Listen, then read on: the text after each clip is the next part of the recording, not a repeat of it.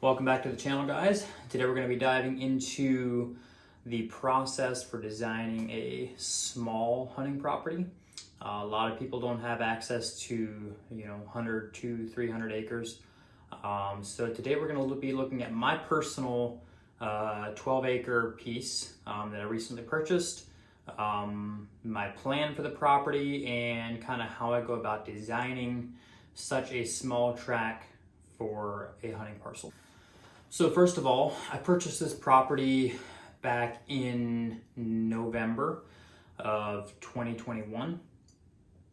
Did not get a ton of time to hunt it. I hunted it a few times, saw some deer, got some cameras up, had one really good deer using the piece. But this particular property sets down in a river bottom with ag up on the tops all around it. And it's a pretty unique piece in that the river flows right through the property, and it sort of divides the property up in two, which, to be honest, isn't exactly ideal, as it's a fairly decent sized river, and with how small the property is, it's difficult to access the opposite side. But it's just kind of a small corner there anyways. But on such a small piece, something like this, is you're not gonna be able to hold deer in it. You're not gonna be able to get a ton of deer to bed on your property. In fact, I would argue that I don't think you want deer to be bedding on your property if it's that small of a piece. So with a micro property like this, and I would say even up to 15, 20 acres, once you get up into your 40, 50 acre piece, then you can begin to look at adding bedding, adding some layering, similar to how Jeff Sturgis talks about. But I personally, on these smaller pieces, I'm looking to add as much food as possible to make it more huntable and more attractive to the deer as they come in. I was pretty fortunate in this particular piece. Has the river running along the north side of the property line, and then it kind of cuts across the back. But off the bank, a little bit on a rise, there is what once was sort of a brush field, and I was in there and was able to open that up for a food plot. But this butts right up against the neighbors because it's being a long, narrow piece.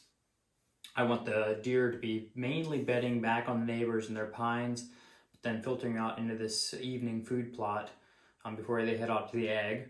And along with that, just up to the other side, there's a big overgrown apple tree grove.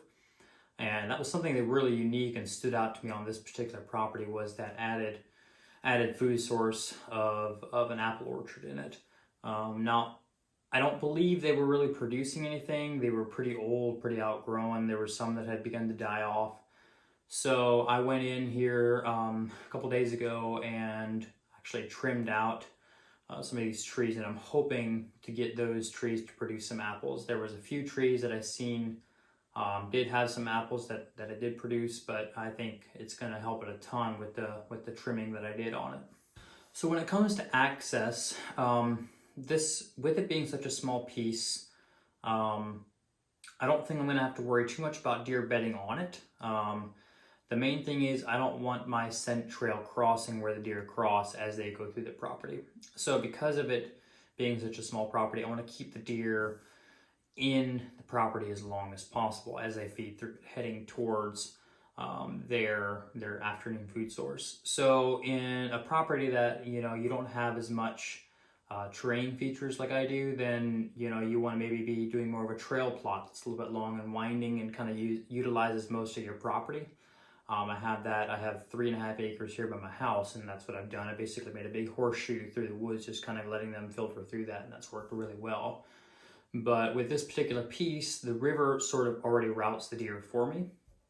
So I just made the main food plot where it's going to hold a lot of the food, and then have them filter on out in a bit of a trail plot heading off into the ag. So the last bit on this piece is it's also an investment for me.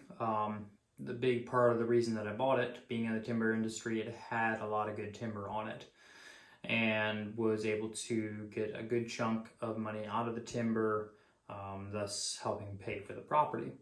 And so we did log it out soon, directly after I purchased it.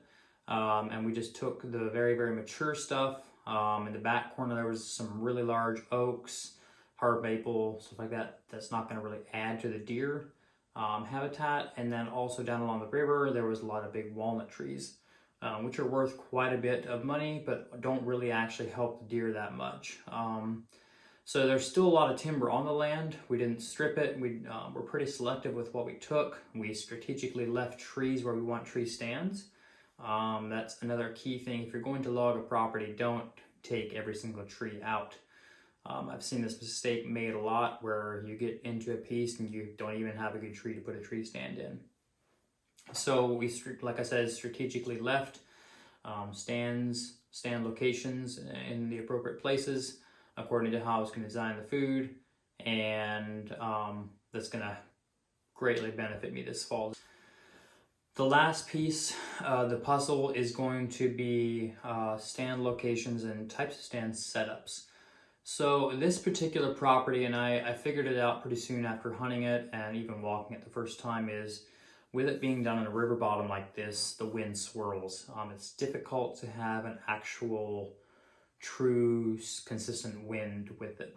So there are some stand setups that I'm going to be using to hunt the front of the apples, maybe on the early part of September, to where I can go in and be very minimally intrusive. I basically, 75 yards off the road where I can slip into a stand and just kind of see what the deer are doing.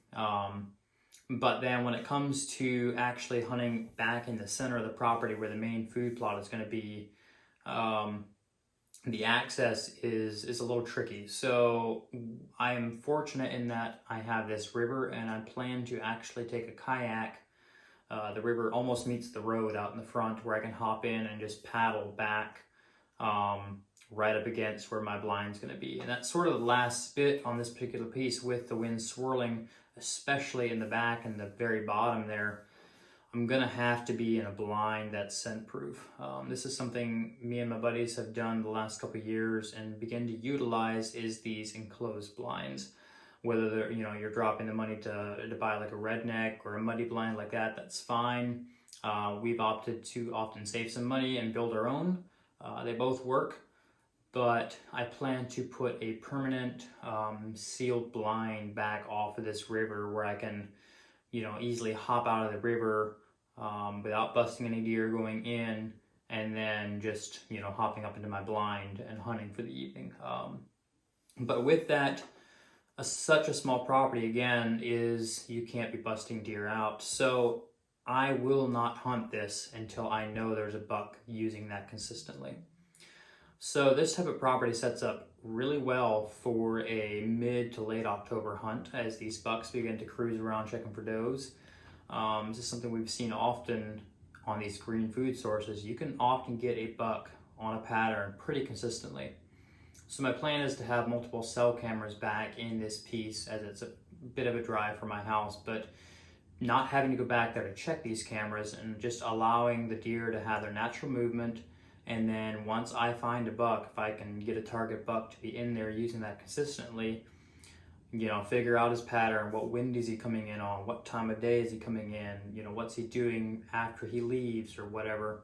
And then, once everything's right, actually going in and hunting that. And whether that's, not hunting until the 27th, I'm not going to go in and hunt just for the sake of hunting. I'm going to wait until I know there's a deer using that, and then capitalize on that opportunity. So all these same principles is what I've been using this past year, and that's what I used to kill my largest buck to date. It was one of my target bucks from last year. It was the main target I was going to hunt this year, and pulled it off December 3rd. And that was on a 55-acre piece, but the same principles applied in that I was trying to create a movement, and off of that movement is how I capitalize. And I wait till I have figured out what they're doing and then capitalize on that movement. Oftentimes I've seen guys rush it and just hunt for the sake of hunting, and you're really doing more damage than good doing that.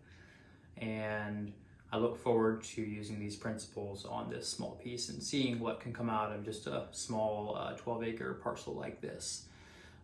So if you enjoy this content, if you're looking for hunting related content, habitat, logging, hit the like button, hit subscribe. I highly appreciate it, and have a great day. Thank you.